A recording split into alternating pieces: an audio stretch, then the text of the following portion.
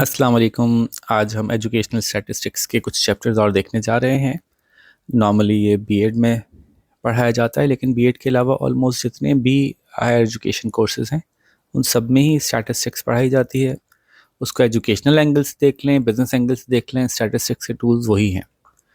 मेरा मशवरा ये है, बल्कि अब तो मैं दरख्वास्त करूँगा कि एक दफ़ा ये ज़रूर देख लीजिए, क्योंकि जिस तरह से मैं समझाऊंगा नॉर्मली इस तरह से नहीं समझाई जा रही होती स्टैटिस्टिक्स। उसको आसान करके, उसको रेलेवेंट बना के नहीं समझाया जाता, और टर्म्स जो हैं वो मुश्किल ही रखी जाती हैं, मुश्किल ही छोड़ दी जाती हैं। सिर्फ उसकी कैलकुलेशन पे फोकस करते हैं लोग, उसको एक्सप्लेन नहीं कर रहे होते। तो मैं कोशिश करूँगा कि एक शॉर्ट वीडियो बनाऊँ और शॉर्ट वीडियो में आपको एक्सप्लेन करूँ कि ये हैं क्या, ये मीन मीडियन मोड क्या होते हैं, ये फ्रीक्वेंसी पॉलीगॉन क्या होता है, ये डेविएशंस क्या है, इनका क्या मतलब क्या है, कहना क्या चाह रहे हैं, क्यों करते हैं। इसमें बस एक बात का ख्याल रखिएगा, आप ये ध्यान में रखिएगा जैसे कि आप एक रिसर्च कर रहे हैं और आपने कुछ डेटा कलेक्ट किया है, उस डेटा की इंटरप्रिटेशन के बारे में हम बात करेंगे। तो आज हमारा टॉपिक है चैप्टर 3 और चैप्टर 4। Let's start. हम डायरेक्ट बुक से ही काम करेंगे, इसलिए कि इन चैप्टर्स में जो है वो छोटी छोटी डेफिनेशंस हैं जो बुक में मौजूद हैं, तो हम डायरेक्टली वहीं से देखते जाएंगे उसकी एग्जांपल्स। उससे फ़ायदा ये होगा कि टाइम हमारा सेव होगा। यूनिट 3 है स्टैटिस्टिकल ग्राफिक्स, और ये बहुत आसान है। इससे मुख्तलिफ वो जो ग्राफ्स हम रिप्रेजेंट करते हैं डेटा को शो करने के लिए। अब हम एक एग्जांपल ले रहे हैं कि हमने अपने स्कूल में बच्चों की हाइट के ऊपर कुछ रिसर्च की है, किस बच्चे की कितनी हाइट है, और उसको हम रिप्रेजेंट करना चाहते हैं, दिखाना चाहते हैं। तो सबसे पहले तो ग्राफिक्स की क्या ज़रूरत है। स्टैटिस्टिकल ग्राफिक्स की ज़रूरत इसलिए कि डिसीजन मेकिंग में आसानी हो सके, क्विकली एक नज़र देख के बता सकें कि डेटा क्या कह रहा है। ठीक है जी, तो इसमें जो हमारे पास मौजूद हैं मुख्तलिफ ग्राफ्स, उनमें सबसे पहले बार चार्ट हैं। बार चार्ट सबसे सिंपल फॉर्म में से एक है, और इसकी स्टैटिस्टिकल वैल्यू से ज़्यादा इसकी रिप्रेजेंटेटिव वैल्यू ज़्यादा बस एक इम्पॉर्टेंट है, यानी वो देखने में आसान है। स्टैटिस्टिकली ये इम्पॉर्टेंट टूल नहीं है। क्यों नहीं है वो अभी आपको समझ में आएगा जब हम हिस्टोग्राम पे आएंगे। तो बार चार्ट में क्या होता है कि क्लास 1 के बच्चों की एवरेज हाइट ये है, क्लास 2 के बच्चों की एवरेज हाइट ये है, क्लास 3 के बच्चों की एवरेज हाइट ये है। इस तरह से करके हम मुख्तलिफ हाइट्स को जो है वो कंपेयर कर सकते हैं। ठीक है, तो ये कंपैरेटिवली आसान है समझने के लिए, और इसमें आप जो है वो अपनी मर्ज़ी से अरेंजमेंट कर सकते हैं, इसको आगे कर दें, इसको पीछे कर दें, जो डेटा बड़ा आ रहा हो आम तौर पे उसको पहले रख लें। तो ये चूँकि ये स्टैटिस्टिकली मेजरमेंट के थ्रू नहीं बनाया जाता, बल्कि जस्ट जो भी नंबर्स हैं उनको रिप्रेजेंट कर दिया जाता है इसमें, तो ये कंस्ट्रक्ट करना भी आसान होता है, और इसमें कोई बहुत ज़्यादा ख्याल रखने की ज़रूरत नहीं होती। आप एक तरफ एक एक्सिस के ऊपर अपनी एक चीज़ ले लेते हैं। फॉर एग्जांपल मैं यहाँ पे अगर अपनी क्लास की हाइट्स की बात करूँ तो मैं कहूँगा girls versus boys class wise. तो मैं क्या करूँगा कि मैं क्लास 1, क्लास 2, क्लास 3, क्लास 4 लूँगा। फिर कहूँगा ये गर्ल्स की हाइट थी एवरेज हाइट, और ये बॉयज़ की एवरेज हाइट थी क्लास 1 में। क्लास 2 में गर्ल्स की एवरेज हाइट, बॉयज़ की एवरेज हाइट।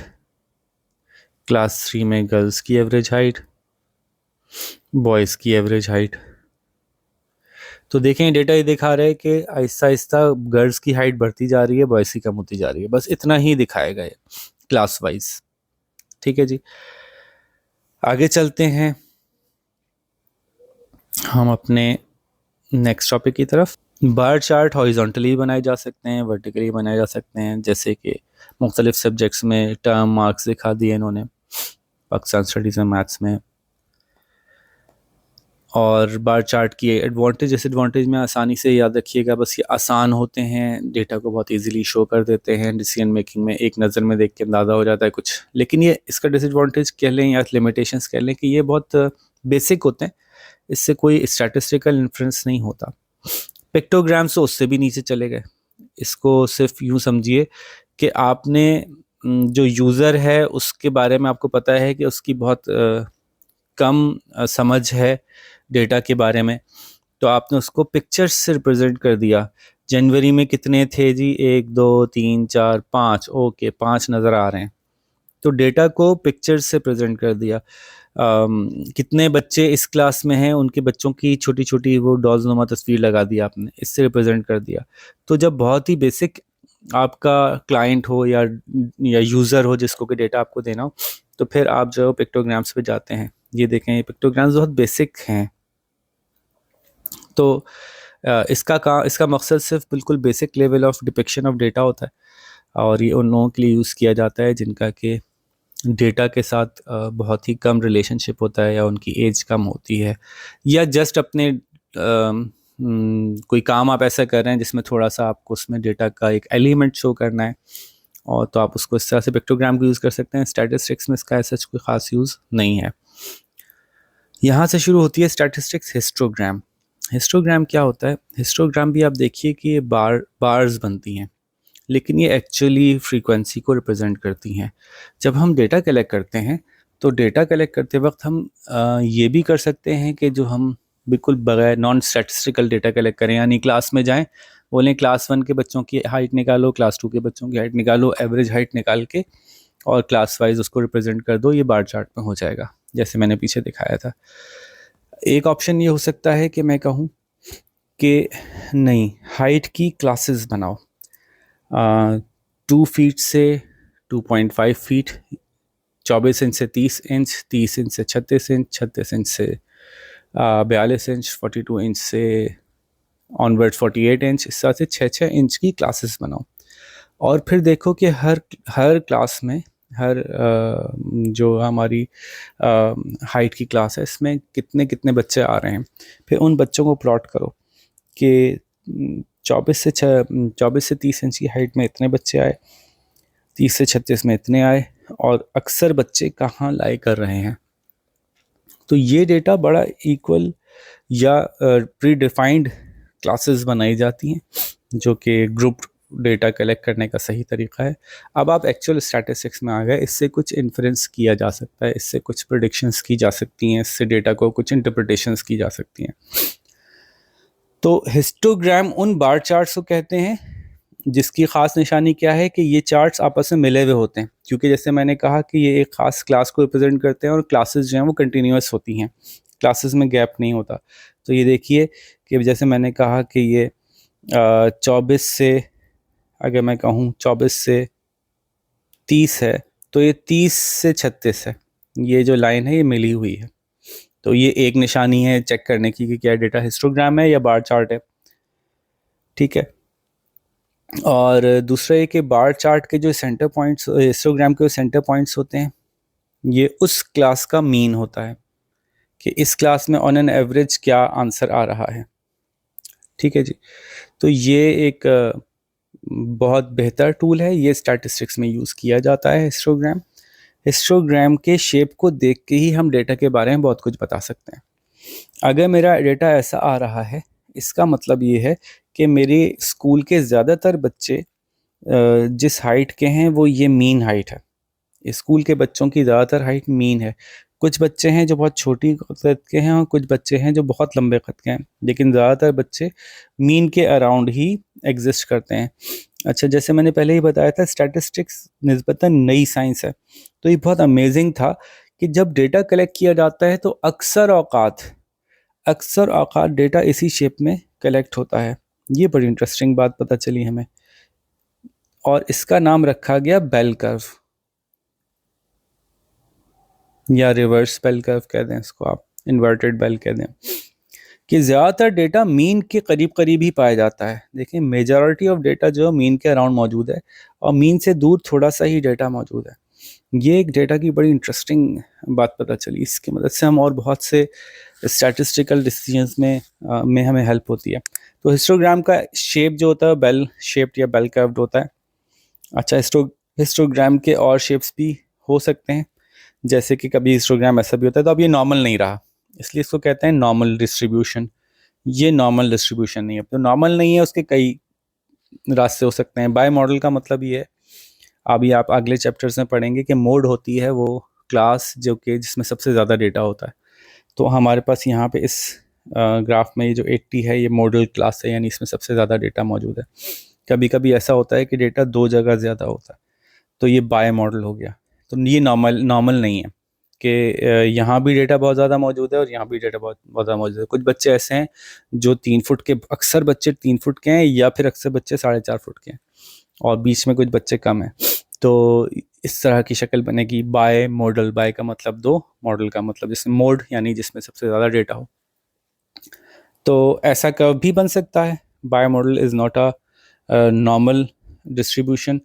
स्क्यूनेस नॉर्मली हमें लेके नज़र आती है। स्क्यूनेस का मतलब है कि डेटा, जो ज़्यादातर डेटा यानी मॉडल क्लास है हमारी, वो बिल्कुल सेंटर में नहीं आई, बल्कि सेंटर से थोड़ा सा लेफ़्ट या थोड़ा सा राइट पे हो गई। तो ये राइट स्क्यूड हो गया या लेफ़्ट स्क्यूड हो गया। अगर हमारा डेटा ज़्यादातर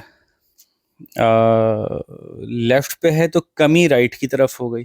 अगर डेटा ज़्यादातर राइट पे है तो कमी लेफ़्ट की तरफ हो गई। तो इसलिए इसको स्क्यूनेस को लेफ़्ट और राइट उल्टा समझ लीजिए, उल्टा बोला जाता है। डेटा ज़्यादा राइट पे आ गया तो स्क्यूनेस लेफ़्ट पे आ गई। ठीक है जी। तो अगर मैं अपने डेटा को कलेक्ट करूं, अब समझिएगा मैं क्या समझा रहा हूँ कि इसका फ़ायदा क्या है। मैंने डेटा कलेक्ट किया, हिस्टोग्राम बनाया। हिस्टोग्राम में मैंने बताया कि जी मैं अपने स्कूल का डेटा कलेक्ट कर रहा हूँ, मैं देख रहा हूँ कि 3 फुट से 6 फुट के बीच में बच्चे कहाँ पाए जाते हैं। और साथ में मैंने बोल दिया भाई ये ध्यान में रखिएगा कि मेरे स्कूल में डेटा जो है वो लेफ़्ट पे स्क्यूड है, यानी ज़्यादातर बच्चे थोड़ा सा ज़्यादा हाइट के ज़्यादा हैं, निस्बतन कम हाइट वाले। ये वाला डेटा है, कहाँ गया ये वाला। तो जो डिसीजन मेकर होगा कि अच्छा एवरेज के एवरेज थोड़ा सा राइट वर्ड्स है, यानी हमारे यहाँ बच्चे इस स्कूल में बच्चों की हाइट निस्बतन निकलती हुई है। अगर मैंने कहा, और अगर आप सर्वे करें ख़ासतौर पर ऐसे मुल्कों का जहाँ पे के न्यूट्रिशन के इश्यूज़ हैं, कम न्यूट्रिशन होती है, तो उस डेटा को आप कंपेयर करें नॉर्मल मुल्कों के डेटा से, तो उसका डेटा जो है वो, उसका एवरेज और उसके मीन्स जो हैं वो लेफ़्ट वर्ड निकल रहे होंगे हाइट की मीन्स, यानी नॉर्मल से थोड़ी सी कम की तरफ ज़्यादा उसका डेटा जमा हो रहा होगा। तो उससे पता चलेगा कि ओके आप जो हमारे नॉर्मल सिचुएशन है उससे थोड़ा सा पीछे हैं। तो फिर हम उसको इन्वेस्टिगेट करेंगे, क्यों ऐसा क्यों हो रहा है, ऐसा क्यों हो रहा है, ज़्यादा डेटा इस तरफ क्यों है। तो पता चलेगा, अब उस पर फर्दर रिसर्च की जाएगी तो निकल गया ओहो न्यूट्रिशनल इश्यूज़ की वजह से हमारे मुल्क में जो बच्चों की हाइट है वो इस तरफ ज़्यादा आ रही है।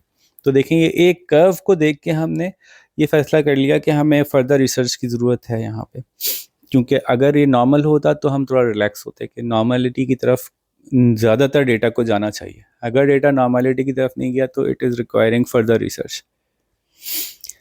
ऐसा भी हो सकता है, इन्फॉर्म होता नहीं है, वैसे नॉर्मली ऐसा होता नहीं है, किसी स्पेसिफिक सिचुएशन में हो जाएगा कि हर क्लास में बराबर से ही डेटा आ गया और ये रैंडम हो गया। इसमें आपने कुछ गलती की है जो आपको डेटा इस तरह से रैंडम मिला है, नॉर्मली इस तरह से रैंडम डेटा नहीं होता। अच्छा जी, फ्रीक्वेंसी पॉलीगॉन क्या होता है? मैंने अभी आपको बताया था थोड़ी देर पहले कि जो हिस्टोग्राम है इसके जो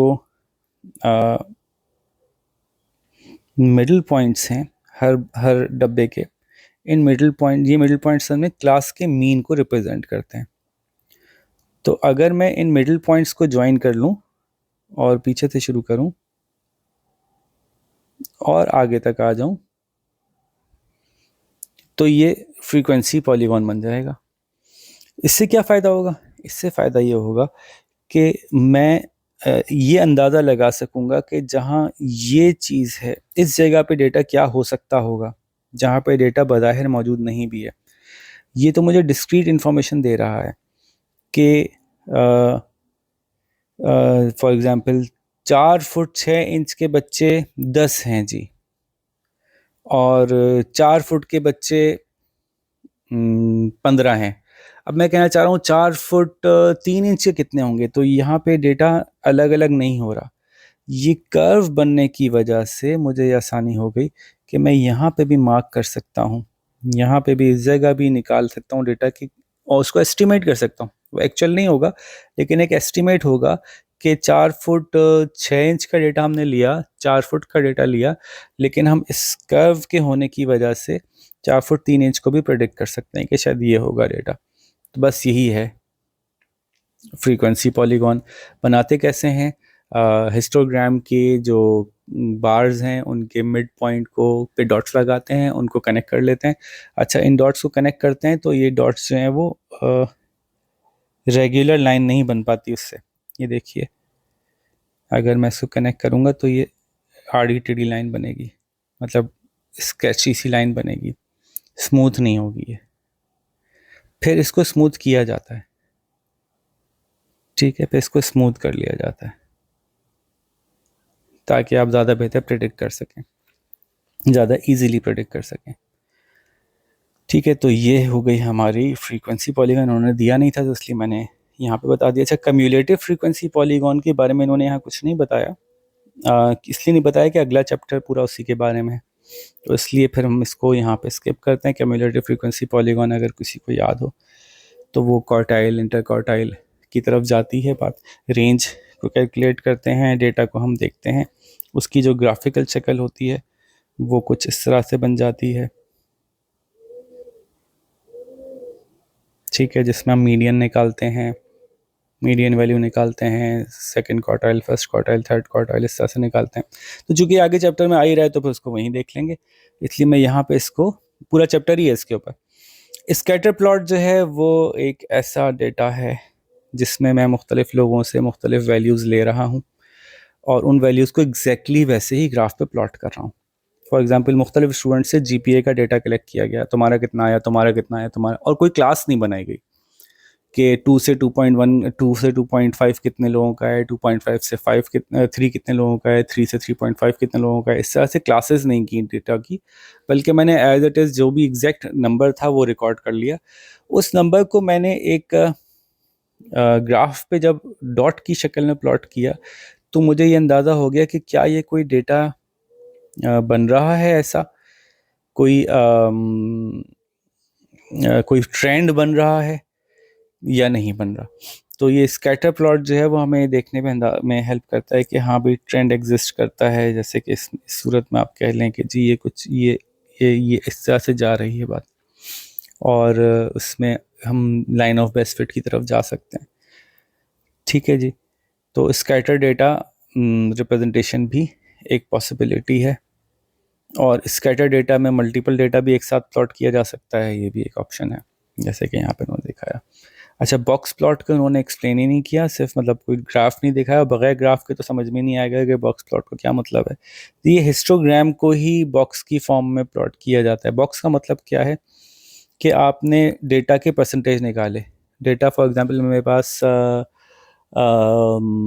100 लोगों से मैंने पूछा, तो 25 जो लोग थे उनकी मैंने डेटा की क्लासेस बना को डिस्ट्रीब्यूट कर दिया। हो सकता है क्लासेस जो हैं वो हमारी डिस्ट्रीब्यूट हुई हों हाइट वाइज, लेकिन मैंने डेटा को डिस्ट्रीब्यूट कर दिया अपने डेटा को किसी भी फॉर्म में 100% लेकर उसको 25% के बॉक्स बना दिए। तो इससे ये हो जाएगा कि ज़्यादातर डेटा किधर है नज़र आने में थोड़ी और आसानी हो जाएगी। जैसे यहाँ नज़र आ रहा है कि 50%, 25 और 25 मिलके अक्सर डेटा फॉर्म कर रहे हैं, ज़्यादातर डेटा यहीं पे नज़र आ रहा है, और बाकी लेफ़्ट और राइट 25 वाले जो हैं वो निस्बतन कम हैं। तो data is more near the mean, ये हमें यहाँ पे नज़र आ रहा है कि ये यहाँ पे डेटा ज़्यादा है। ठीक है जी, तो ये बॉक्स प्लॉट है, और इसमें नॉर्मली क्वार्टर्स में डिस्ट्रीब्यूट करते हैं। अगर क्वार्टर्स में नहीं करेंगे, बहुत ज़्यादा बॉक्सेस बना देंगे, 10% के बना देंगे, वो देखने में मुश्किल हो जाएगी उसको। इसका मकसद सिर्फ आसानी है और कुछ नहीं है। वैसे अगर आप अलग से बॉक्स प्लॉट को सर्च करेंगे तो बॉक्स प्लॉट और भी चीज़ों को कहते हैं, लेकिन हिस्टोग्राम के केस में बॉक्स प्लॉट जो है, जैसे मैंने बताया कि आपको अपने डेटा को मुख्तलिफ बॉक्सेस में या कैटेगरीज में, या यूँ कह लीजिए कि परसेंटेज ऑफ डेटा को शो कर लीजिए अलग अलग बॉक्सेस में, तो उससे भी आपको कुछ डिसीजन मेकिंग में आसानी होगी, वरना है ये हिस्टोग्राम ही। ठीक है जी, एक बॉक्स ही बना सकते हैं जिसका कोई फ़ायदा नहीं होता। मल्टीपल बॉक्स में, जैसे मैंने कहा, अमूमन हम 4 बॉक्स को ही यूज़ करते हैं ताकि हमें 4 क्वार्टर्स में डेटा मिल जाए। पाई चार्ट और बहुत आसान है, ये भी अगेन बाकायदा जो ग्रुप डेटा है, फ्रीक्वेंसीज़ हैं, इसको उस तरह से रिप्रेजेंट नहीं करता जिसको कि हम स्टैटिस्टिकल रिप्रेजेंटेशन कहें, लेकिन ये देखने में आसान होता है। जैसे बार चार्ट्स होती हैं, वैसे ये भी आसान है कि टोटल डेटा को आपने पाई की शक्ल में रिप्रेजेंट कर दिया। बस इसमें इस बात का ख्याल रखना होता है कि पाई में कितनी डिग्रीज़ हैं, पाई में 360 डिग्रीज़ हैं। तो फॉर एग्ज़ाम्पल, अगर मेरे पास 100 डेटा है तो 100 तो 360 नहीं है, तो उसको 360 में कन्वर्ट करते हैं, divide by 360 multiplied by the data. तो उससे हमें ये पता चल जाता है कितने डिग्री का हमारी एक पाई बननी है, जिस पाई को कि हमने लेना है। जैसे कि यहाँ पे इन्होंने डेटा को डिग्रीज़ में कन्वर्ट करके उस पाई को प्लॉट किया है। आजकल तो जितने भी टूल्स हैं, जैसे एक्सेल है, वो ऑटोमेटिकली कर देता है, बस खाली आप डेटा को सेव कर लें, वो खुद ब खुद दिखा देता है कि टोटल डेटा को अगर देखा जाए तो उसमें से ये वाला डेटा जो है वो इतने % है, वो सिर्फ देखने से अंदाज़ा हो रहा है। साथ में हम लिख भी देते हैं स्कोर, ताकि देखने वाला अगर एग्जैक्ट जानना चाहे कि डेटा कितना था तो वो भी जान सके। तो पाई की अच्छी बात ये है कि पाई बहुत आसान है देख के कुछ फैसले करने के लिए, लेकिन पाई में डेटा अच्छा नहीं दिख रहा होता। मतलब अगर मैं उसमें से कोई नंबर्स निकालना चाहूँ तो मुझे कैलकुलेशन करनी पड़ेगी कि कितने डिग्री का ये है, तो उस डिग्री का मतलब क्या हुआ। So it's not there for complex decision making और to gather data. It's just a good representation जिसमें कि थोड़ा देखने में अच्छा लगता है। अदरवाइज स्टैटिस्टिक्स से इसका डायरेक्टली ताल्लुक़ नहीं है, इसका रिप्रेजेंटेशन और लुकिंग गुड से ज़्यादा ताल्लुक़ है। अच्छा, यूनिट 4 में जाते हैं तो डिस्पर्जन की बात आती है। डिस्पर्जन में हम बात करते हैं कुछ ऐसी चीज़ों की जिसमें आहिस्ता आहिस्ता हम और स्टैटिस्टिक्स के अंदर जा रहे हैं। डिस्पर्जन का मतलब समझिएगा। अगर आप यहाँ वापस आते हैं अपने हिस्टोग्राम की तरफ, सॉरी जल्दी जल्दी मैं चला रहा हूँ, आपको देखने में मुश्किल हो रही होगी जी। तो हिस्टोग्राम के अंदर यहाँ इस वाले हिस्टोग्राम में देखें बहुत ज़्यादा डेटा करीब है मीन के और कुछ डेटा लेफ़्ट पे फैला हुआ है। ये डेटा ज़्यादा बाहर की तरफ फैला हुआ है, मीन में ज़्यादा डेटा नहीं है, हाइट कम है मीन की। तो हम ये जानना चाहते हैं कि अगर फॉर एग्ज़ाम्पल हमने अपने स्कूल में कहा कि मेरे स्कूल में एवरेज हाइट है 4 फुट, तो मैं ये भी जानना चाहूँगा कि एवरेज तो 4 फुट है लेकिन डिस्पर्जन कितनी है डेटा की, यानी क्या एवरेज हाइट 4 फुट ऐसे निकली है या एवरेज हाइट 4 फुट ऐसे निकली है। इस सूरत में काफ़ी लोग ऐसे हैं जो 4 फुट से कम भी हैं और काफ़ी ऐसे हैं जो 4 फुट से ज़्यादा भी हैं, एवरेज होके 4 फुट आया। इसमें ज़्यादातर लोग 4 फुट के पास ही हैं, 4 फुट से दूर वाले बहुत कम हैं। दोनों बातों से फैसला करने में कुछ फ़र्क पड़ेगा। जैसे मैं अगर यूनिफॉर्म वाले को ऑर्डर करूं, बोलूं हमारी एवरेज हाइट 4 फुट है, तो उसको इस बात से फ़र्क पड़ेगा कि डिस्पर्जन डेटा की कैसे फैला हुआ है डेटा। ज़्यादा फैला हुआ है इसका मतलब है भाई ये 3.5 वाले भी होंगे, 3 फुट वाले भी अच्छे खासे बच्चे होंगे। हम कहें नहीं, ज़्यादा फैला हुआ नहीं है भाई डेटा, इसका मतलब है कि वो 3 फुट वाले और 5 फुट वालों के कम ही बनाए, ज़्यादातर वो बीच के ही रखे। तो ये इस तरह की डिसीजन मेकिंग डिस्पर्जन से निकलती है। डिस्पर्जन बोलें तो आप समझ लीजिए बहुत आसानी से कि डेटा कितना फैला हुआ है, बस इतनी सी ही बात थी। और डिस्पर्जन में लेकर एक इशू ये आया कि डिस्पर्जन की वैल्यूज़ को कैलकुलेट अगर आसानी से करने की कोशिश की तो उसमें कुछ मैथमेटिकल प्रॉब्लम्स आए। उन प्रॉब्लम्स को जब हमने हल किया तो उसके नए नए नाम रख लिए। ये हम लोगों की पूरी दुनिया में हर चीज़ में यही मसला है कि जो भी हम स्टडीज़ बनाते हैं उन स्टडीज़ में अपनी आसानी के लिए देखते हुए मुश्किल मुश्किल नाम रख लेते हैं, जो हमें तो आसान लग रहे होते हैं, दुनिया भर को मुश्किल लग रहे होते हैं। लेकिन जब उनको एक्सप्लेन किया जाए तो वो बहुत बेसिक सी बात होती है। तभी आप देखिएगा कि डिस्पर्जन में कुछ है ही नहीं ना, बेसिक कॉन्सेप्ट बस यही है जो मैंने समझा दिया कि डेटा कितना फैला हुआ है। ओके, तो डिस्पर्जन को देखने के लिए एक तरीका होता है रेंज। रेंज का मतलब होता है कि आपके डेटा की मैक्सिमम वैल्यू कितनी है और मिनिमम वैल्यू कितनी है। मैक्सिमम से मिनिमम माइनस कर दो, रेंज आ जाएगी। ओके जी, मैंने अपनी बच्चों की हाइट का डेटा कैलकुलेट किया। ओके, हाइट की रेंज क्या है भाई आपकी? रेंज ये है कि मैक्सिमम हाइट जो हमारे पास आई है वो आई है जनाब 5 फुट, और जो मिनिमम हाइट आई है वो आई है जनाब 2 फुट, लेट्स सपोज। चलें, आपने कहा ओके, तो रेंज क्या हुई? रेंज हुई 5-2। हमारी रेंज 3 फुट की रेंज है, डेटा की रेंज 3 फुट पे फैली हुई है। अच्छा जी, हमने इनकम्स का कैलकुलेट किया। इनकम्स की आपकी रेंज क्या है? हमारी मिनिमम इनकम जो आई है वो 35,000 आई है, हमारी मैक्सिमम इनकम जो आई है वो 10 लाख आई है। ओके, तो 9,65,000 मेरी रेंज है। ठीक है जी, तो ये रेंज है, बस इतना ही है और कुछ भी नहीं है। और क्वार्टाइल का मतलब ये होता है कि आपने अपने डेटा को क्वार्टर्स में डिस्ट्रीब्यूट कर दिया। यानी फॉर एग्जांपल मैंने अगर 200 लोगों का डेटा जमा किया तो उस 200 नंबर को मैंने 4 क्वार्टर्स में डिवाइड कर दिया। ठीक है, मैंने कहा कि एक 4 क्वार्टर कैसे करेंगे 200 के 4 क्वार्टर करने का मतलब है कि 50-50 से करने पड़ेंगे आपको। 50-50-50-50 ये है पहले 50 का डेटा क्या कह रहा है, उसके बाद वाले 50 का डेटा क्या कह रहा है, उसके बाद वाले 50 का डेटा क्या कह रहा है, उसके बाद वाले 50 का डेटा। तो ये क्वार्टर्स हो गए, 4 क्वार्टर्स। इसमें इस बात का ख्याल रखते हैं, अब क्वार्टाइल्स में जैसे ही आए ना, क्वार्टाइल्स में इस बात का ख्याल रखते हैं कि ये क्वार्टाइल का कॉन्सेप्ट मीडियन की तरफ जा रहा है। मीडियन अभी आगे हम पढ़ेंगे, तो चूंकि आपने अभी पढ़ा हुआ नहीं है तो मैं इसको यूँ समझा दूं कि डेटा तरतीब में रख कर फिर क्वार्टर्स में किया जाए। ये नहीं कि आपने कहा कि ओके पहली क्लास में डेटा लिया था 4 foot 2 foot 3 foot 4 foot 4 foot 5 foot 3 foot 2 foot, दूसरी क्लास में लिया 3 फुट 4 फुट, और उसी तरतीब से लिख दिया डेटा आपने कहा 4 5 3 2 5 3 4, और फिर आपने इसमें से शुरू के 25 पर 50 स्टूडेंट्स उठा लिए। ये फर्स्ट क्वार्टर नहीं कहलाएगा, ठीक है। हमारी जो क्वार्टाइल के अंदर आने के लिए पहले आपको डेटा को तरतीब में रखना पड़ेगा, 2 foot 2 foot 2 foot 3 foot 3 foot 3.5 foot 4 foot 4 foot 5 foot 5 foot 5 foot 6 foot 6 foot. अब ये तरतीब में आ गया ना। आपने कहा लेट्स सी के फर्स्ट क्वार्टर वाले कैसे हैं डेटा के, सेकंड क्वार्टर वाले कैसे हैं, थर्ड क्वार्टर वाले कैसे हैं, फोर्थ क्वार्टर वाले कैसे हैं। क्योंकि डेटा के अंदर आप आगे बढ़ते जाएंगे तो उनकी प्रॉपर्टीज अलग अलग होती जाएंगी, बड़ी हाइट वाले डिफरेंट होंगे, छोटी हाइट वाले डिफरेंट होंगे। तो डेटा को क्वार्टर्स में तोड़ा जा सकता है अपनी एनालिसिस के लिए। एक ये ट्रिक बात ये बता रहा हूँ कि जो बीच का क्वार्टर होता है इसको मीडियन कहते हैं, जिसमें डेटा आधा इधर और आधा इधर हो, इसको मीडियन कहा जाता है, ठीक है जी। तो क्वार्टर जो है वो डेटा को 4 टुकड़ों में तोड़ देना है, जितना भी डेटा है। इसमें फ्रीक्वेंसीज को नहीं देखा जाता है, इसमें नंबर ऑफ डेटा को देखा जाता है। आपके पास 1000 लोग हैं तो डेटा 4 टुकड़ों में ऐसे टूटेगा कि 250 के टुकड़े होंगे।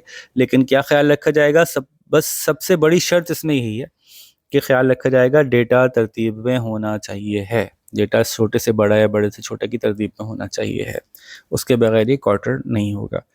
क्वार्टाइल के साथ लफ्ज़ डेविएशन लगाया जैसे ही हमने, तो डेविएशन का मतलब है कि मेरा जो क्वार्टर्स हैं, मेरे जो क्वार्टर्स हैं, ये 4 क्वार्टर्स जो मैंने बनाए थे, इनमें कितना फ़र्क है। तो क्वार्टर 3 और क्वार्टर 2, क्वार्टर 1, क्वार्टर 3 और क्वार्टर 1 को मैं कंपेयर करता हूँ कि क्वार्टर 3 और क्वार्टर 1 की वैल्यूज़ में कितना फ़र्क है। इससे पता चल जाएगा कि क्वार्टर्स आपस में कितने डेविएंट हैं, कितने डिस्पर्स्ड हैं, कितना फैला हुआ है डेटा। पता चले क्वार्टर 3 और क्वार्टर 1 में पता चले 1 फुट का आपके स्कूल में फ़र्क आ रहा है। बच्चों की हाइट नापी, उनको 4 क्वार्टर्स में डिस्ट्रीब्यूट किया। मैंने कहा क्वार्टर 1 और क्वार्टर 3 में कितना फ़र्क है। आपने कहा 1 फुट का। ये 3 फुट वाले हैं, 4 फुट वाले हैं, ये 3.5 फुट वाले हैं, ये 4.5 फुट वाले हैं on an average.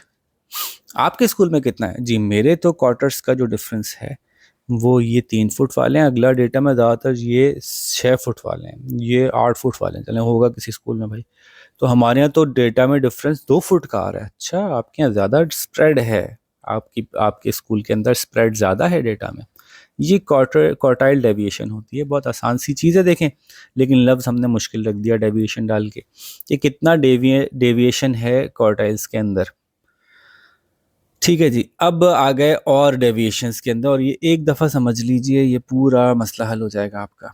Mean deviation, standard deviation, variance, और आखिर में हम आएंगे, ये वो भी साथ ही मिला लेते हैं, इन्होंने डेटा के आखिर में लेगा इसको, वो है कोएफिशिएंट ऑफ वेरिएशन।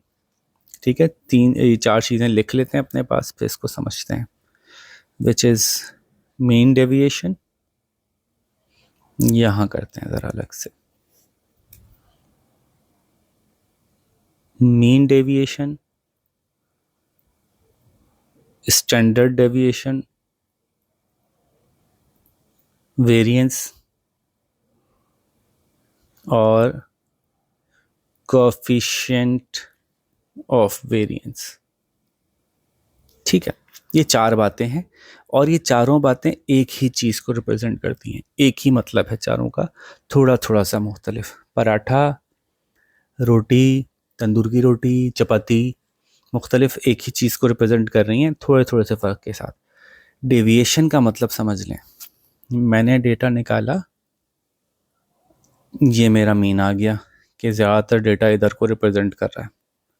अब मैं जानना चाहता हूँ ये वाली वैल्यू मीन से कितनी दूर है, और ये वाली वैल्यू मीन से कितनी दूर है, ये वाली वैल्यू मीन से कितनी दूर है, ये वाली वैल्यू मीन से कितनी दूर है, ये वाली वैल्यू मीन से कितनी दूर है, ये वाली वैल्यू मीन से कितनी दूर। हर वैल्यू को बारी बारी अलग अलग मालूम करूँगा कि मीन से कितनी कितनी दूरियाँ मौजूद हैं। अब आप कहेंगे यार ये क्या अजीब लंबा चौड़ा काम कर दिया। जी, ये लंबा चौड़ा काम हमें डेटा के बारे में फ़ैसला करने में बहुत हेल्प करता है, क्योंकि आप सुनिए, एक बच्चा, एक स्कूल कह रहा है मेरे स्कूल की एवरेज हाइट 3.5 फुट है, दूसरा स्कूल कह रहा है मेरे स्कूल की एवरेज हाइट 3.5 फुट है। मैंने कहा ज़रा बताना डेविएशन कितनी है, मीन डेविएशन कितनी है। उसने कहा मेरी मीन डेविएशन जो है ना भाई वो 2 फुट है। उसने कहा मेरी मीन डेविएशन 1 फुट। तो इससे बहुत फ़र्क पड़ेगा डिसीजन मेकिंग पे कि आपकी कितना स्प्रेड डेटा है, कितना कम स्प्रेड डेटा है। तो इससे फैसला करने पे फ़र्क पड़ेगा। अब मीन डेविएशन जब कैलकुलेट कर रहे थे तो छोटा सा मसला आया था। मसला ये आया था कि ये अगर मीन है 5 और यहाँ पे ये वाला जो डेटा आया था ये था 3, तो मीन डेविएशन हो गई -2। और यहाँ पे मीन है 5 और ये आया था 7, तो इसकी डेविएशन हो गई +2।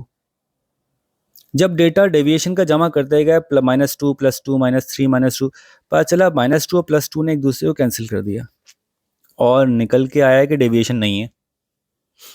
जब खाली मीन डेविएशन निकालना शुरू किया और एब्सोल्यूट वैल्यू पूरी वैल्यूज अपने साइंस के साथ ले ली कि कहीं डेविएशन ज़्यादा है मीन से, कहीं डेविएशन कम है मीन से, तो कहीं प्लस हो रही है डेविएशन, कहीं सब्ट्रैक्ट हो रही है डेविएशन। आखिर में जाके बड़ी बड़ी प्लस डेविएशंस ने बड़ी बड़ी माइनस डेविएशंस को कैंसिल आउट कर दिया, पता चला डेविएशन तो कोई नहीं है जी डेटा में। तो इसलिए जो लफ्ज़ है मीन डेविएशन, ये बहुत बेसिक और क्रूड फॉर्म है। आपने अपनी वैल्यू को मीन से माइनस किया, अपनी वैल्यू को मीन वैल्यू से माइनस किया और इनको जमा कर लिया।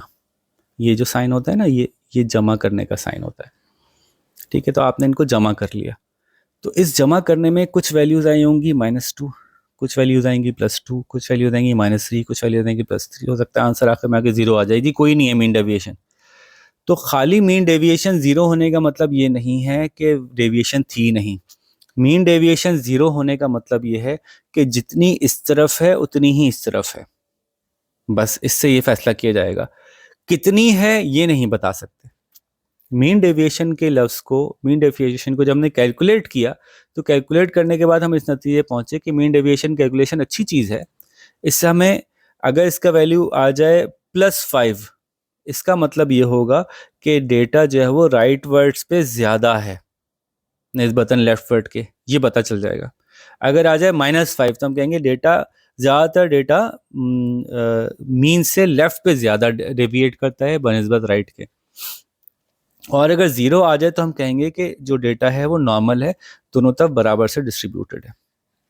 लेकिन कितना उधर है ये एग्जैक्टली नहीं कह सकते, इसलिए कि +5 खाली आंसर दुरुस्त नहीं है, क्योंकि कुछ ना कुछ -3 -5 और +3 और +4 और -1 ये सब कुछ डेटा होगा जिसको सॉल्व करने के बाद आखिर में +5 आंसर आया होगा। तो ये वाली तो काउंटेबल ही नहीं हुई, ये वाली माइनस तो दिखने में ही नहीं आई, क्योंकि ये सॉल्व हो रहा है आपस में। सॉल्व होने की वजह से मीन डेविएशन सिर्फ इतना बताती है कि आपके डेटा में डेविएशन है या नहीं। अगर है यानी एक साइड को ज़्यादा टिल्ट हो रहा है या नहीं, ठीक है। इसीलिए मैं ज़रा वापस जाता हूँ और मीन डेविएशन की मुख्तलिफ शक्लें आपको दिखाता हूँ। मीन डेविएशन में क्या होगा कि अगर डेटा एक तरफ ज़्यादा होगा तो कुछ ना कुछ ऐसी शक्ल बन रही होगी। इसमें मीन डेविएशन 0 है क्योंकि दोनों तरफ बराबर से डेटा है। इसमें मीन डेविएशन जो है वो माइनस में आ जाएगी। इसमें मीन डेविएशन प्लस में आ जाएगी क्योंकि डेटा एक तरफ को ज़्यादा है। जब सारी डेविएशंस को ऐड करेंगे तो इधर वाली डेविएशन ज़्यादा निकल के आई, तो आंसर पॉजिटिव ज़्यादा आ जाएगा। तो मीन डेविएशन से ये निकल के आ जाता है कि हमारे एक्चुअली ग्राफ का कर्व कैसे होने वाला है, और ये सारी बात आप सिर्फ ग्राफिक कर्व को देख के बता सकते हैं। इसलिए मीन डेविएशन कोई बहुत बड़ा अब मसला नहीं रही या कोई बहुत बड़ी इंटरप्रिटेशन नहीं है। आप खाली अपने डेटा को प्लॉट करें, देख के ही बता देंगे मीन डेविएशन किस तरफ को है। तो mean deviation is not a big issue. इसी के साथ साथ हम स्क्यूनेस के नाम देख लेते हैं। जैसे मैंने कहा ना, बात बहुत आसान होती है, नाम हर साइंस में ऐसे ही है, नाम बहुत मुश्किल रखे जाते हैं। ज़ाहिर है हमें महसूस कराना है ना कि नहीं हमारी साइंस ज़्यादा बड़ी मुश्किल साइंस है। ये है, हम सारे एजुकेशनिस्ट इतने भी है ना, रिसर्चर हैं, हमारा इशू है।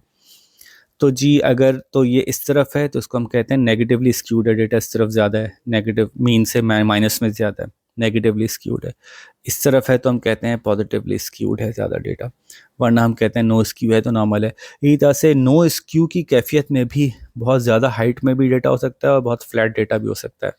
इसको हम कर्टोसिस कहते हैं कि अगर तो डेटा बहुत ज़्यादा करीब है मीन के, तो इसका मतलब है जैसे मैंने बताया था ना, यूनिफॉर्म बनाने वाले को हम कह रहे हैं कि भाई लेप्टोकर्टिक डेटा है, यानी कि ज़्यादातर लोग 4 फुट के करीब ही हैं, मीन जो है उसके करीब ही हैं। और अगर प्लेटिकर्टिक है तो इसका मतलब है कि भाई बहुत स्प्रेड है डेटा में, लेकिन मैं बता दूं कि मीन डेविएशन से तो नहीं पता चलेगा कि स्प्रेड कितना वाइड और कितना नैरो है, इसके लिए कुछ और देखना पड़ेगा, जो मैं बताता हूँ आगे आके। हमने जो अभी देखा कि स्टैंडर्ड डेविएशन और वेरिएंस, और मेसोकर्टिक जो है वो नॉर्मल के बीच बीच में आ रहा है, नॉर्मली डिस्ट्रीब्यूटेड है। नॉर्मल से ज़्यादा सेंटर के करीब करीब डेटा है तो लेप्टोकर्टिक कहलाएगा, नॉर्मल के मुकाबले में कम सेंटर के करीब करीब डेटा तो प्लेटिकर्टिक कहलाएगा। बस यही बात है, नाम के थे कैसे मजे मजे के रखे हैं। ठीक है, तो अब हम आते हैं, ये हमने स्टैंडर्ड डेविएशन की से पहले पहले की चीज़ पढ़ ली, यानी मीन डेविएशन। मीन डेविएशन एक बेसिक कॉन्सेप्ट है, वो सिर्फ ये देखता है कि डेटा को मीन में से माइनस करो, हर वैल्यू को, उन सारे जो डिफरेंसेस आ रहे हैं उनको सम कर लो। अगर ये डिफरेंसेस ज़ीरो आ रहे हैं तो उसका मतलब है दोनों तरफ बराबर से है डेटा, और अगर प्लस में आ रहा है तो डेटा इस तरफ ज़्यादा है, माइनस में आ रहा है तो डेटा इस तरफ ज़्यादा है। बस ये बताता है मीन डेविएशन, यही उसका फार्मूला है। इस फार्मूले में ग्रुप फ्रीक्वेंसी डेटा का और अनग्रुप डेटा का कुछ फ़र्क है, तो वो फार्मूला हम देखते जाएंगे। अभी पीछे से आके आते हैं। तो जैसे हम ज़ाहिर है इसका मीन एवरेज निकालना है, तो इसको हम नंबर ऑफ डेटा से डिवाइड भी करेंगे, तो ये एक्चुअली सही फार्मूला आ गया। अब sum of x minus x bar, यानी data minus mean upon number of people there, number of frequencies. ये अनग्रुप डेटा का है, इसको ग्रुप में कर लें तो आपको याद है कि ग्रुप फ्रीक्वेंसी जो है वो, ग्रुप में जब हम फ्रीक्वेंसी निकालते हैं तो सम ऑफ एफ एक्स लेते हैं उसमें, सम ऑफ एक्स के बजाय, तो ये फ्रीक्वेंसी से मल्टीप्लाई कर दें इसको, सेम डेटा को, और इसी तरह से वहाँ पे एन नहीं रहता, फ्रीक्वेंसीज हो जाती हैं, तो नीचे जो है फिर सम ऑफ फ्रीक्वेंसी से डिवाइड कर दें, तो सेम ही है। ये ग्रुप अनग्रुप्ड है, ग्रुप्ड है, लेकिन ये निकालने के लिए नहीं आएगा आपको, तो ये जस्ट फार्मूले को एक्सप्लेन कर रहा हूँ मैं कि ये रहा मीन, ये रही हमारी वैल्यू, इन दोनों में डिफरेंस जो आ रहा है वो मालूम करके हम उन सबको सम कर रहे हैं, divide by number of values कर रहे हैं, ताकि ऑन एन एवरेज एक आंसर आ जाए हमारा। ठीक है जी, तो ये हो गई हमारी मीन डेविएशन। लेकिन मीन डेविएशन में हमारे पास डेटा बहुत ज़्यादा नहीं आ रहा, क्योंकि इसमें एक प्रॉब्लम मैंने बताया कि है, वो है कि ये एक दूसरे को कैंसिल आउट करते हैं। तो मैंने आपको बताया कि जी हमारी जो स्टैटिस्टिक्स है वो नई साइंस है, उसको हम बहुत उसके बारे में एक्साइटेड हैं। हमने कहा क्या ऐसा हो सकता है कि ये जो एक दूसरे से माइनस हो रहे हैं ना हो रहे हों, बल्कि चाहे इस तरफ की डेविएशन हो या इस तरफ की डेविएशन हो, वो डेविएशन हमारे लिए हमें बताया कि बहुत है, +5 और -5 मिलके बने 10, हम कहते हैं बहुत है भाई डेविएशन आपकी, 10 डेविएशन है डेटा में। तो ये डेविएशन की क्वांटिटी पता चले हमें, ये +5 और -5 एक दूसरे को कैंसिल आउट ना करें किसी तरह से। क्या ऐसा हो सकता है? जी बिल्कुल हो सकता है। बहुत आसान सा मैथमेटिकल फार्मूला है, और उस फार्मूले के कई तरीके हैं उसको कैलकुलेट करने के। एक तो हम क्या करते हैं, हमें बहुत ज़्यादा अहमियत देनी है कि डेविएशन ना हो, अगर हो तो बहुत ज़्यादा वाज़े पता चले, खुल के पता चले। तो आपको पता है कि अगर -5 का स्क्वायर करते हैं तो क्या आंसर आता है? +25, क्योंकि -5 into -5 is equals to minus minus plus हो जाता है, और 25 आंसर आता है। तो अगर हम अपनी सारी जो डेविएशन की वैल्यूज़ हैं उनको स्क्वायर कर देंगे तो हमारे माइनसेस ख़त्म हो जाएंगे, तो इससे हमें डेटा एब्सोल्यूट फॉर्म में मिल जाएगा, और वो अमाउंट मिल जाएगी कि डेविएशन की कितनी अमाउंट है। इसमें बस नुकसान ये होगा कि अगर डेविएशन 5 थी तो आंसर 25 आ रहा होगा, बढ़ के मिलेगा।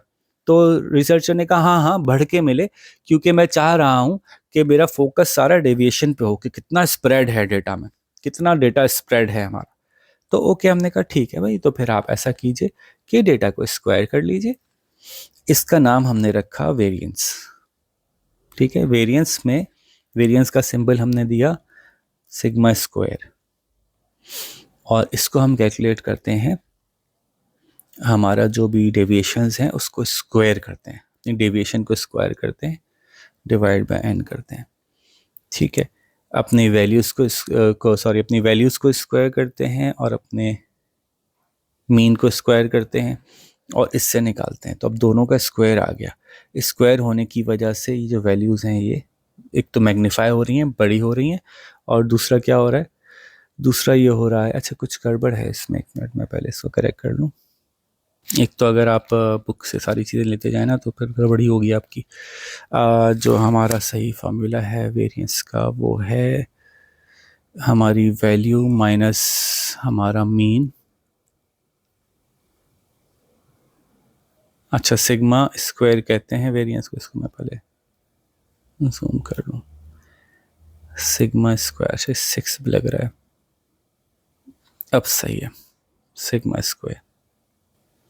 तो इसको हम कैलकुलेट करते हैं सम ऑफ, जैसे पीछे हमने मीन डेविएशन निकाली थी बिल्कुल वैसे ही कैलकुलेट करते हैं कि हमारी value minus mean upon n का स्क्वायर, ये 2 नहीं है एन है, ठीक है। अब इसको आप ये मैंने अगेन अनग्रुप का कर दिया, ग्रुप में करना है तो वही फ्रीक्वेंसी का लफ्ज़ यूज़ हो जाएगा इसमें।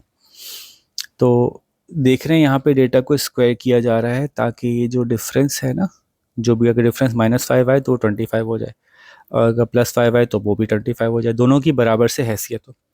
तो वेरिएंस निकालते वक्त बात का याद रखा जाएगा कि जो आंसर आ रहा है वो मैग्नीफाइड होगा, इसीलिए वेरिएंस से ज़्यादा हम स्टैंडर्ड डेविएशन यूज़ करते हैं।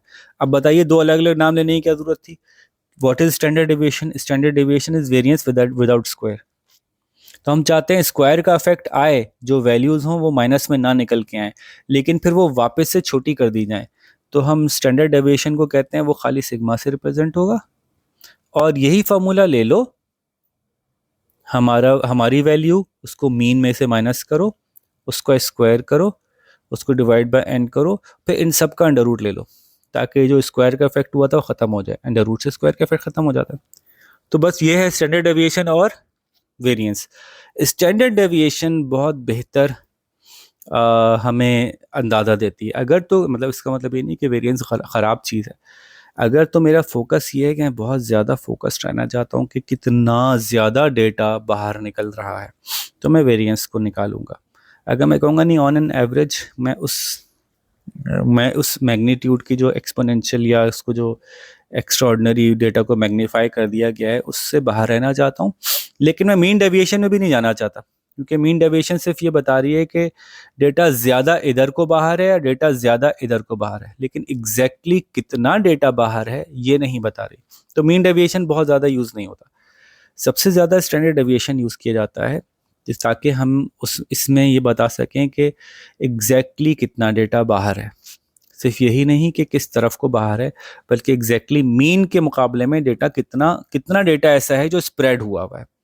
तो आई होप आपको ये बात समझ में आई होगी कि mean deviation, standard deviation, variance, ये सब एक ही कैलकुलेशन है अपने मुख्तलिफ एंगल से, डेटा को मुख्तलिफ एंगल से देखने के लिए, और उसमें स्टैंडर्ड डेविएशन सिग्मा से रिप्रेजेंट होता है, वो ज़्यादा यूज़ किया जाता है, और वेरिएंस जो है वो सिग्मा स्क्वायर से रिप्रेजेंट होता है, और दोनों के अंदर कोई फ़र्क नहीं है सिवाय अंडर रूट और स्क्वायर के।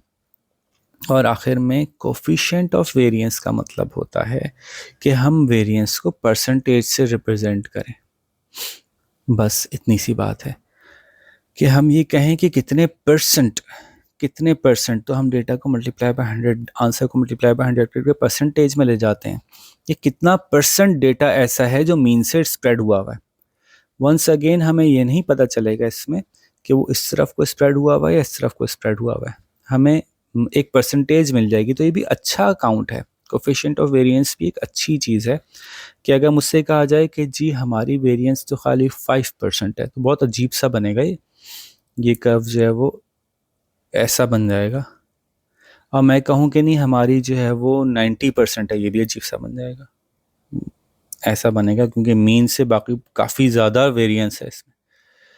तो परसेंटेज से हमें अपने शेप के आइडेंटिफिकेशन को इमेजिन करने में आसानी मिलती है, तो कोफिशिएंट ऑफ वेरिएंस भी एक इम्पॉर्टेंट और मज़ेदार सी चीज़ है। तो यूँ अब तक हम स्टैटिस्टिक्स इंट्रोडक्शन पहले चैप्टर में देख चुके हैं, basic concepts, data, variable, sample, population का देख चुके हैं। आज हमने स्टैटिस्टिकल ग्राफ्स देख लिए, बार चार्ट, पिक्टोग्राम, हिस्टोग्राम। अब नाम से आपको याद होना चाहिए कि क्या बात हो रही है। बार चार्ट नॉर्मल बार्स हैं जो एक बार दूसरी बार से कंपेयर हो रही है, पिक्टोग्राम तो बहुत बच्चों वाला है, ड्राइंग्स हैं, हिस्टोग्राम जो स्टैटिस्टिकल रिप्रेजेंटेशन है, जिसकी कि मैंने क्या बताया था, कैसे पता चलता है कि एक बार दूसरी बार से कनेक्टेड होती है, डेटा में डिस्टेंस नहीं होता, और वो एक्चुअल स्टैटिस्टिक्स रिप्रेजेंट करता है, क्लासेस को रिप्रेजेंट कर रहा होता है। फ्रीक्वेंसी पॉलीगॉन हिस्टोग्राम से ही बनती है, जिसमें उसके जो मीन पॉइंट्स हैं उनके डॉट लगा के इन लाइनों को आपस में मिला दें तो फ्रीक्वेंसी पॉलीगॉन बन जाएगी। क्यूमुलेटिव फ्रीक्वेंसी पॉलीगॉन, मैंने कहा कि जब हम मीडियन में जाएंगे तो उसको ज़्यादा वहाँ देख लेंगे, कल किसी आपको शक्ल दिखा दी थी इसको, इसकी स्कैटर प्लॉट जो है dot dot dot dot dot dot data के होते हैं, जिनको कि हम कलेक्ट कर उनको बना के फिर देखते हैं कि क्या कोई लाइन ऑफ बेस्ट फिट बन रही है, डेटा में कोई कनेक्शन नज़र आ रहा है या नहीं नज़र आ रहा। ठीक है। और बॉक्स प्लॉट मैंने कहा था कि ये हिस्टोग्राम को ही 4 टुकड़ों में तोड़ लेंगे तो 4 क्वार्टर्स का बॉक्स प्लॉट बन जाएगा। पाई चार्ट भी हमने एक्सप्लेन किया था, बहुत आसान सा बेसिक सी पाई है, जिसमें डेटा को 360 से डिवाइड करते जाते हैं और उसको प्लॉट करते जाते हैं। देखने में अच्छा है, स्टैटिस्टिक्स के यूज़ के लिए कुछ ख़ास ज़रूरत नहीं है इसकी। और डिस्क्रिप्टिव स्टैटिस्टिक्स के अंदर हमने पहले देखा डिस्पर्जन, हालांकि पहले देखना चाहिए था सेंट्रल टेंडेंसी, लेकिन बहरहाल चलें, सेंट्रल टेंडेंसी से डिस्पर्जन निकली है ना, कि मीन कितना है, मीन से डेटा कितना स्प्रेड है, तो मीन पढ़ा नहीं, डिस्पर्जन पहले पढ़ ली। बहरहाल ठीक है। डिस्पर्जन में हमने देखा कि रेंज का मतलब होता है डेटा टोटल कितना है आपके पास, हाईएस्ट और लोएस्ट वैल्यूज़ को सब्ट्रैक्ट कर लिया। क्वार्टाइल कहते हैं डेटा को सीक्वेंस में अरेंज करके 4 टुकड़ों में तोड़ देने को। पहले टुकड़े का तीसरे टुकड़े से डिफरेंस मालूम कर लें तो क्वार्टाइल डेविएशन आ जाती है, कि हमारे डेटा में थर्ड क्वार्टाइल में वो डेटा है और फर्स्ट क्वार्टाइल में वो डेटा है, वो कितना फ़र्क है। फ़र्क ज़्यादा होगा तो डेटा में डिस्पर्जन ज़्यादा है, फ़र्क कम होगा तो डेटा में डिस्पर्जन कम है। रेंज ज़्यादा है तो डेटा में डिस्पर्जन ज़्यादा है, रेंज कम है तो डेटा में डिस्पर्जन कम है, और डिस्पर्जन से डिसीजन मेकिंग से फ़र्क पड़ता है। खाली मीन निकाल लेना काफ़ी नहीं है, खाली मीन आपको थोड़ा सा मिसगाइड भी कर सकता है। जैसे मैंने कहा मेरी क्लास की मीन हाइट 4 है, तो ये थोड़ा मिसगाइड कर रही होगी, ऐसा लग रहा है कि 3 वाले नहीं हैं या 4 वाले नहीं हैं, 5 वाले नहीं हैं। फिर हमने कहा कि mean deviation, standard deviation, variance और कोफिशिएंट ऑफ वेरिएंस, ये चारों एक ही चीज़ हैं। हम डेटा को सब्ट्रैक्ट करते हैं मीन वैल्यू से, एक एक डेटा को मीन वैल्यू से सब्ट्रैक्ट करते जाते हैं, सबको सम कर लेते हैं और देखते हैं कि ओवरऑल कितना डेटा डिफरेंट है मीन के मुकाबले में। अगर ये डिफरेंस बहुत ज़्यादा होता है तो कर्व थोड़ा सा एक्सपेंडेड होता है, ये डिफरेंस कम होता है तो कर्व थोड़ा सा खड़ा हो जाता है, और बस ये फ़र्क है। उसमें मैंने आपको बताया कि मीन डेविएशन निकालते हैं तो वो प्लस और माइनस एक दूसरे को कैंसिल आउट करते हैं, इसलिए इसका इतना यूज़ नहीं होता। सिर्फ वो ये बताता है कि राइट के वर्ड्स निस्बतन आखिरकार राइट वाली वैल्यूज़ ज़्यादा थी या लेफ्ट वाली ज़्यादा थी। वेरिएंस जो है वो डेटा को स्क्वायर कर देती है ताकि माइनस और प्लस सब प्लस में हो जाए, और डेटा का आंसर भी बड़ा बड़ा आता है। तो अगर वेरिएंस देखते हैं तो बहुत ज़्यादा लगता है कि डिस्पर्जन बहुत बढ़ गई है, लेकिन ये कि बाद औक़ात हम डिस्पर्जन को ही फोकस कर रहे होते हैं तो वेरिएंस निकालने में हमें हेल्प, वेरिएंस की वजह से हमें हेल्प मिलती है। और स्टैंडर्ड डेविएशन वेरिएंस का स्क्वायर रूट है, ताकि वो जो मैग्नीट्यूड बढ़ गया था स्क्वायर करने की वजह से वो वापस थोड़ा सा कम हो जाए। और कोफिशिएंट ऑफ वेरिएंस जो है वो ये बताता है कि हमारा जो वेरिएंस है वो कितनी परसेंट है, परसेंटेज में कोफिशिएंट ऑफ वेरिएशन जो है वो हमें बताता है। उसके अलावा हमने नॉर्मल कर्व और उसकी मुख्तलिफ शेप्स देख ली, स्क्यूनेस देख ली, कर्टोसिस देख लिया। तो आज का ये टॉपिक ख़त्म होता है। होपफुली अगर आपने अच्छी तरह से सुन लिया तो आपको काफ़ी ज़्यादा क्लियर हो गया होगा कि ये डिस्पर्जन, ये मीन डेविएशन, ये स्टैंडर्ड डेविएशन, ये क्या चीज़ है। अब हम आपके पास अगले कुछ एक्सरसाइज के साथ अगली वीडियो में आएंगे। कोशिश करेंगे कि एक से ज़्यादा चैप्टर, 2 से ज़्यादा चैप्टर कवर कर सकें। Let's see. अपना ख्याल रखिएगा। अल्लाह हाफ़िज़।